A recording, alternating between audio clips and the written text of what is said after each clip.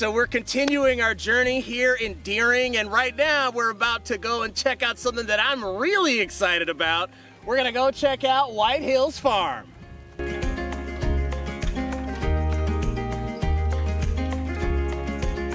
Amy, how are you doing today? I'm doing great, Brandon. Excellent. Tell me, what do you guys do out here, and tell us what you guys do out here at this farm.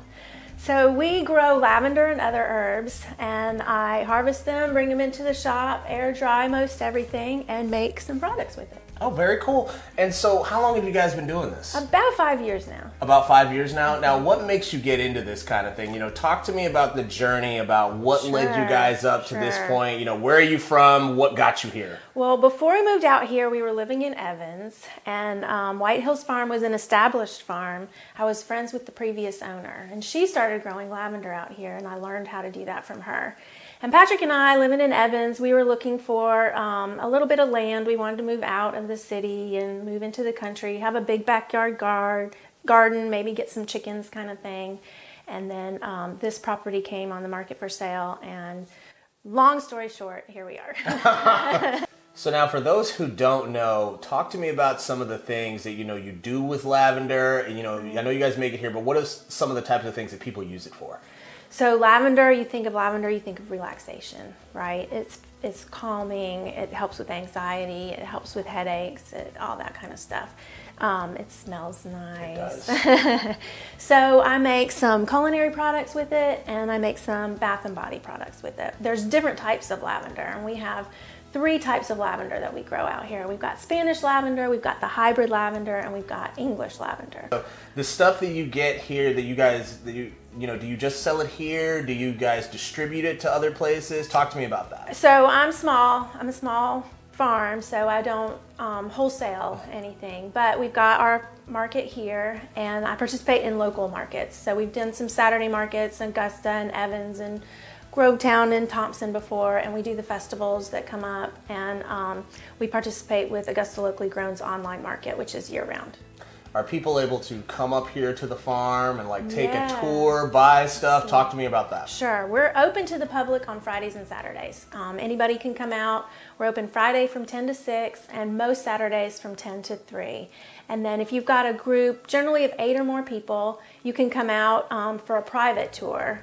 And we'll walk around, we'll learn about lavender, we'll talk about gardening, we'll talk about whatever your interests are, and we'll do some kind of hands-on activity, usually involving some fresh herbs. What are people's reactions when they come out here and, you know, they see this place for the first time? Everybody says it's so peaceful. Amy took us out to the farm to give us a better idea about her day-to-day. When it's in bloom is when I cut it, so I just take a handful, chop it like that until I get my basket full, and then I'll make bundles out of it and hang it in the shop over there. Okay. But even the stems and the leaves of lavender have scent. So let's see. Let's get a. Oh wow. So when I cut lavender, I'm only going to cut the new green growth. You see how it changes color? Yeah, it's different back there, and it starts to turn green. So where right it there. starts to turn green, I'm going to just cut it right there. Now this is English lavender, so smell that. It smells different. Can you? It smells really good. It smells really good, but it smells smells really- different from that one It over does. there, It does right? smell very different from that one over there. And so you're So- trying to, is that what you're trying to get? You're trying to get these little, Yeah, so can you barely even tell there's one little flower there? So Oh, you've I got see your it. purple buds Yeah, on lavender, yeah. and then that flower, and the flower is what all the pollinators are going for. Mm-hmm. There's pollen in there. So once it starts flowering, that's when I start cutting it. So I'm gonna leave these. They're not quite ready. not quite ready yet? Yep, and I'll leave those and come back. Amy showed us some of the different things that you can do with lavender and other herbs. All right. So, you know, what can you do with your basil that has taken over your backyard, and you are tired of making pesto and you can't make enough spaghetti to use it up? So a healthy thing to do with it is to start drinking your herbs. Okay. So we're just gonna make a fresh herb tea. And for this, I just do it in my Pyrex cup. I do everything in the Pyrex. We just need a little bit of basil. Just throw it in there. Just throw it in there. And we cut some lemon balm. We'll throw that in there. In there too. Love lemons. We cut some of that calamint.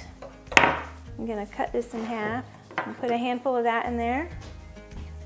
Oh, just in there. Yep.